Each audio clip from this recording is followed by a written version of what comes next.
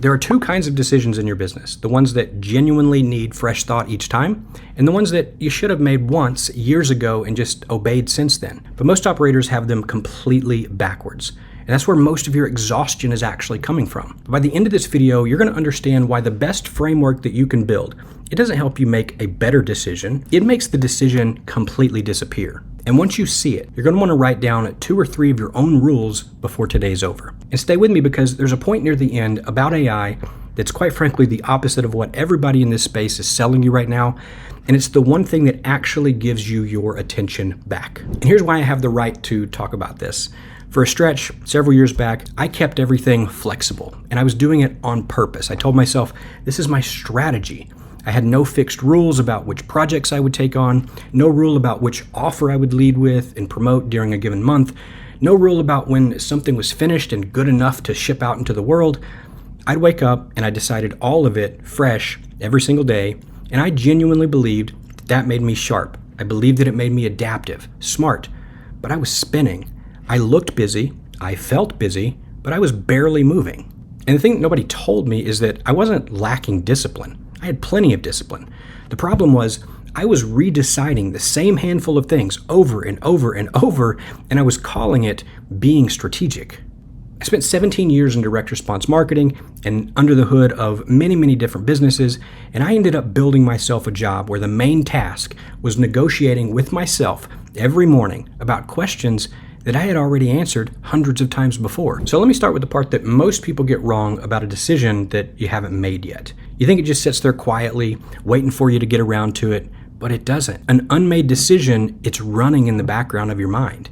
It's an open tab, just like on your computer, but that's happening in your head. And it's pulling the exact same energy that you need to actually build the thing. Think about your phone for a second. If you've got 14 apps open and you're not even using them, right? The screen on the surface, it looks fine, but the battery is draining faster, the whole thing's running hot, and you're starting to notice that things are running a little bit slower. That's what happens in your mind when you have open decisions. Should I take on this client? Which offer should I lead with this month? Is this piece of content good enough to post out to the world yet? None of those are massive decisions. None of those are loud. They just kind of hum along in the background, and they tax on you all day long. And by 4 p.m., you're tired, but you can't really point to the one thing that you actually did. That is the enemy. Bad decisions aren't the enemy. In fact, most operators that I know make pretty good decisions when they finally sit down to make them. So the enemy is actually the unmade decisions. Decision fatigue is a very real thing, and it's kind of like wearing a strategy costume, all right? I used to tell myself I'm keeping my options open, but honestly, that's probably the most respectful way to just stay stuck. Because on the surface, it sounds wise, it feels responsible, but the whole time is just running in the background and it's bleeding you. So here's the reframe for all of this, and I actually want you to sit with this. There are two kinds of decisions, just like I said at the beginning of this video. There are decisions that should be made once and obeyed forever, and then there are other decisions that genuinely need fresh thought every single time, because the situation is actually new. The problem is almost everybody gets them backwards. They end up agonizing over the repeatable stuff, the stuff that comes back every week looking just slightly different. But then they rush the decisions that are rare, that actually deserve stepping back and taking some days or even weeks of thought. That's backwards. Think about a restaurant.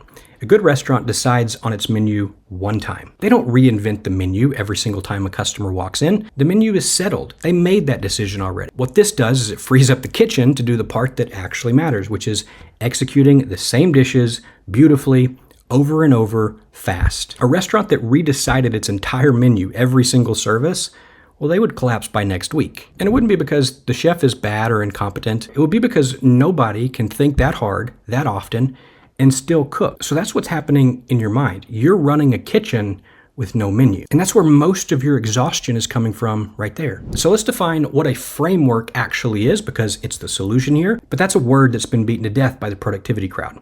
A framework is not a tactic, it's not a hack, it's not an app. A framework is a pre-made decision that you no longer have to revisit. That's it. That's the whole thing. You made it once on a good day with a clear head.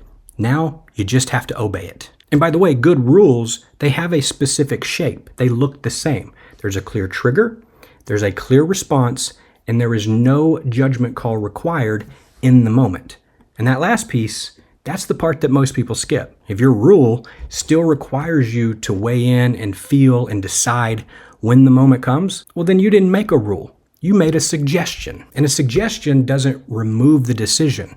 It just dresses it up. And so I call this whole thing a decided default. When I make a rule, it's a decided default. And a decided default is a choice that you've already closed so that when the trigger actually shows up, there's nothing left to think about. There's nothing left to deliberate. The decision is already made. It's done.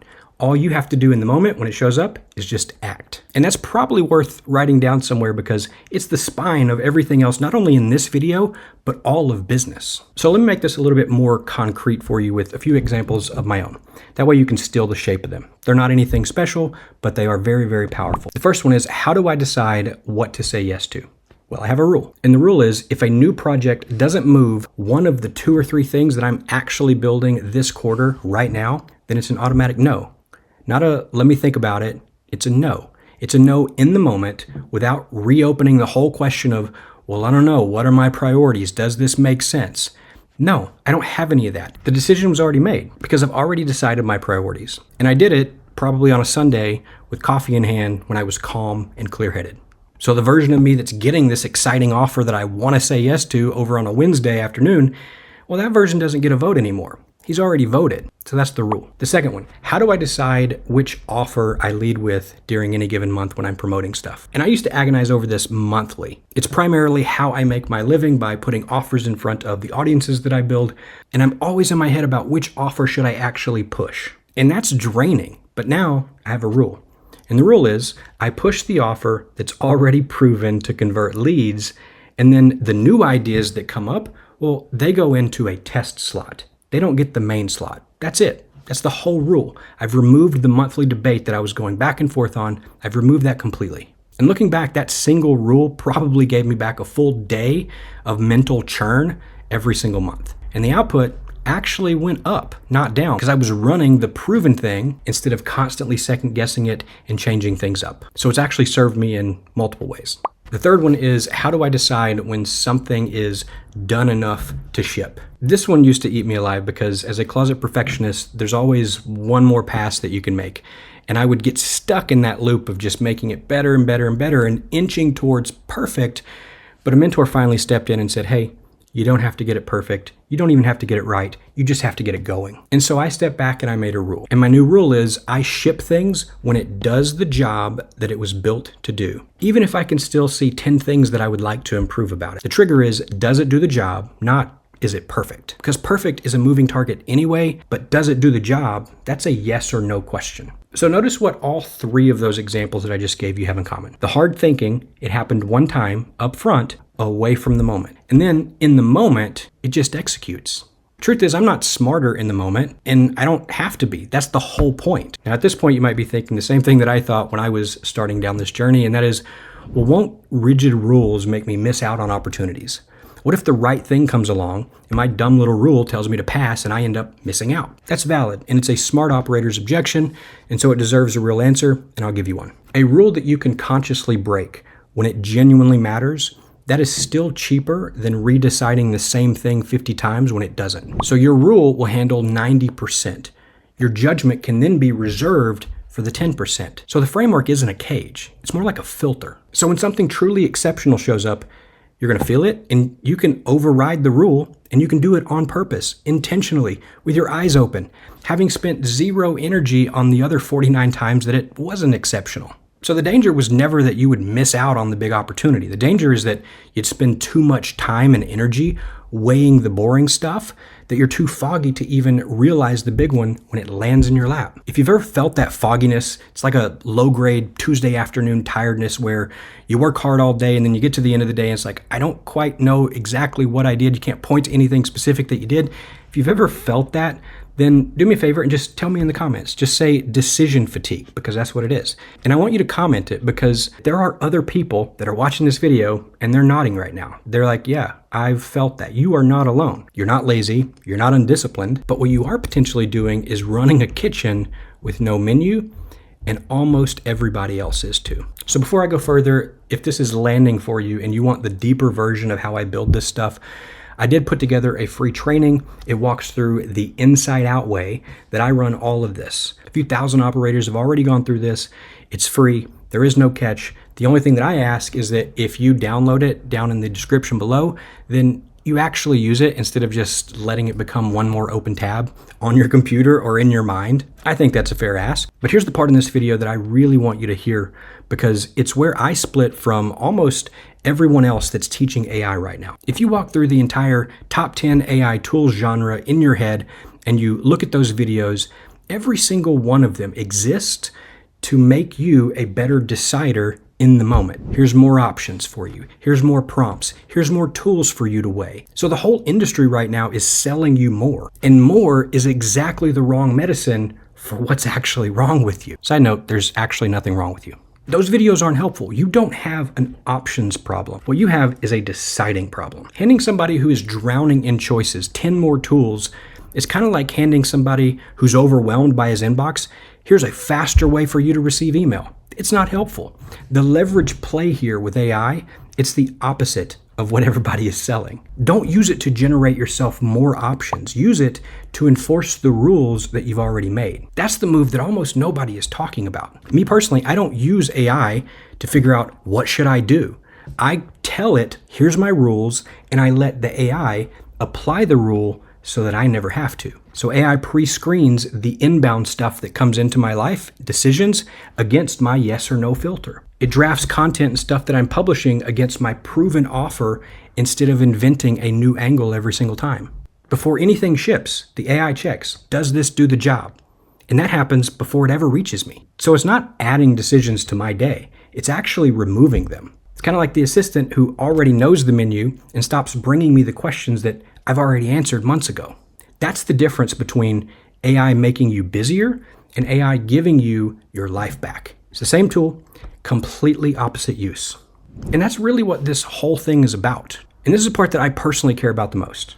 I had a client, he was a coach, he was drowning in choices. Every week was a fresh negotiation with himself about what do I post to attract clients? Who do I actually take on? What do I charge them? He didn't need a new tool to figure that stuff out. He needed one rule applied consistently about who he would say yes to. So we stepped back and we figured it out and we wrote it down. It was literally one sentence.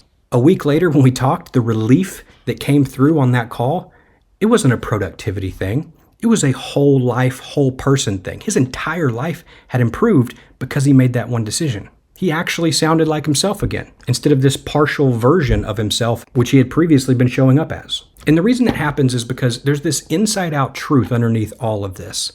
And that is that people think they want the freedom to choose, but they don't. What they actually want is freedom from choosing the small stuff so that their attention is finally free for the work and the life that actually matter to them.